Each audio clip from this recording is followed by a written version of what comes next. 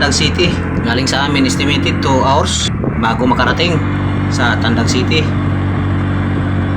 Kaya habang nasa mahabang biyahe, ini-enjoy na lang namin sa panonood ang mga tanawin tulad nito.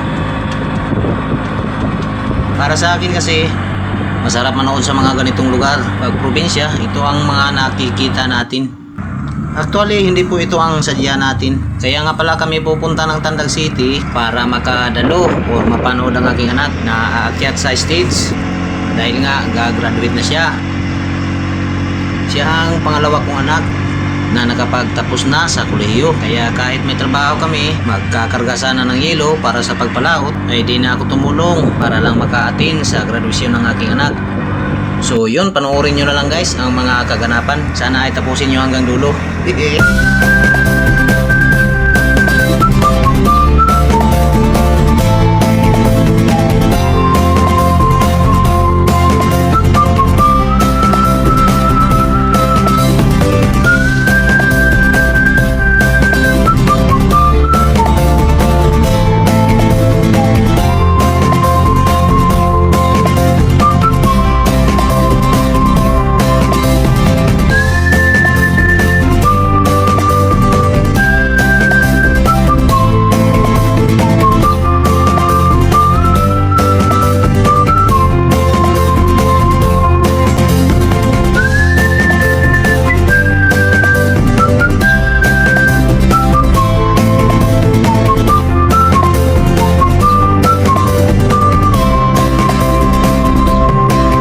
Ang ganda ng mga tanawin guys, no?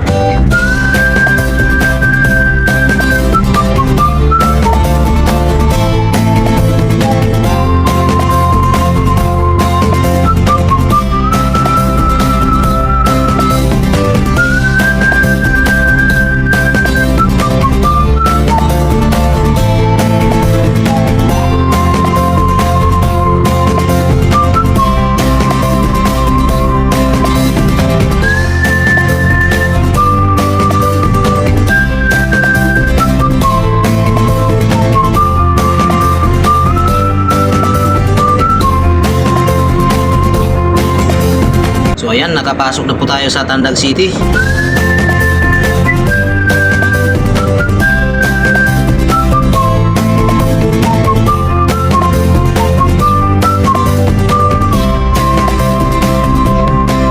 Malapit na tayo guys.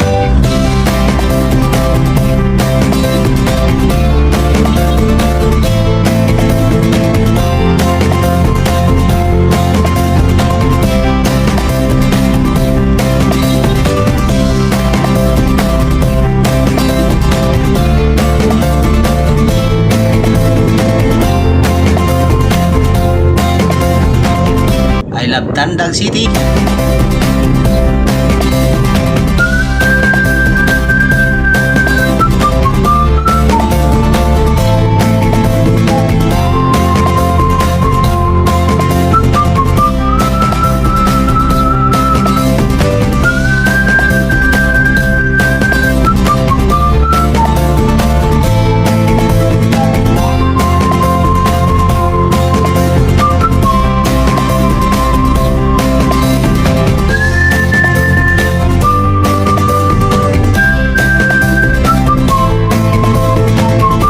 Sarap mag-KFC.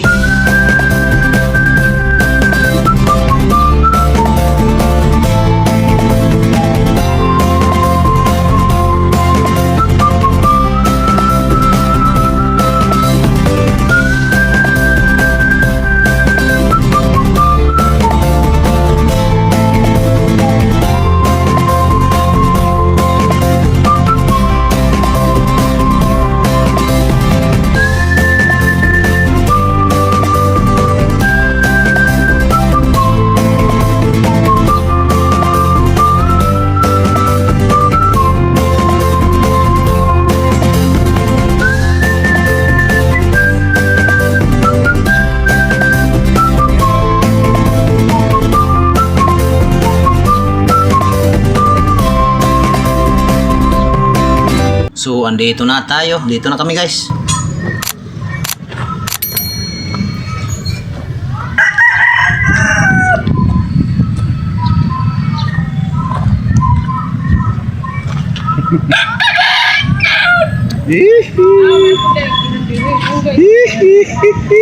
Ya, ako naman ang biyahe.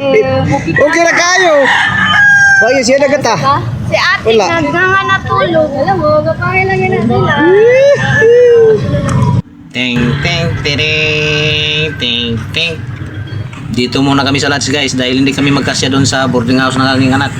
Actually, pangalawang beses na kaming nakapunta dito. Nakapag-lodge dito sa Cubins.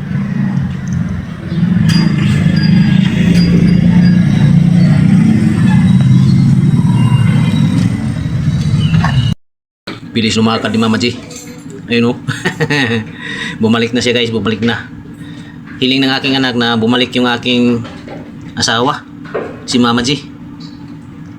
Mayroon kasing hindi pagkakaunawaan kaya ayun. Basta mahabang istorya na. So okay lang.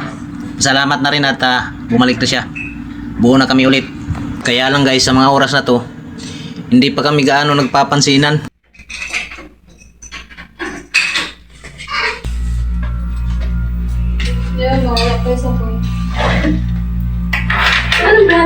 And thunderstorms ang nagpauna. Dito kami sa Juan. Dito na kami sa Meron na tayo na mga That's- ngayon na low pressure area. Dancing house muna. Medyo malayo. Dahil doon sa boarding house ng aking anak, ay hindi kami magkakasya. Yung low pressure area. Masyadong masikip. Araw, wala Ayun yung aking kakatulog. kasama, Ano guys. yung nagpaulan? Isolated rin siya Ang mga anak. thunderstorms na magdulot ng lukasan. Tsaka si Commander Bawang. Bago. Commander Mama. With retrieval of anti-terrorisonic for dynamic responses. This is advisor, Professor Catherine R. Alcantara.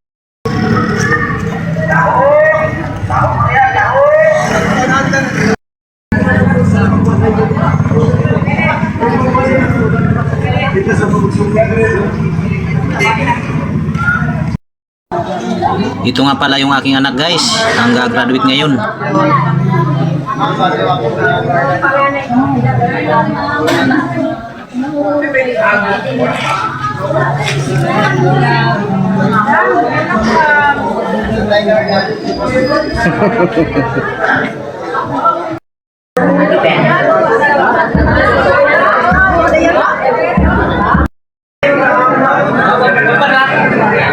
Last 6 minutes.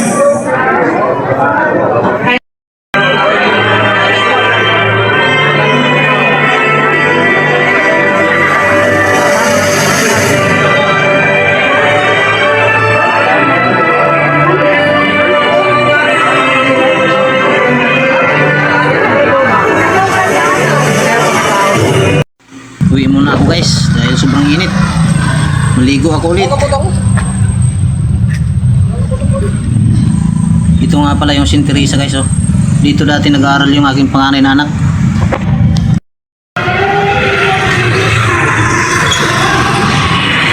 Balik muna ako dito para maligo ulit dahil sobrang init guys. Grabe, pawis na pawis tayo. Sobrang init kanina doon sa ano. Sa labas lang kasi kami dahil isa lang ang makakapasok doon na guide ng anak namin. So umuwi na lang muna ako para maligo. Ayun, pause na pause pa ako.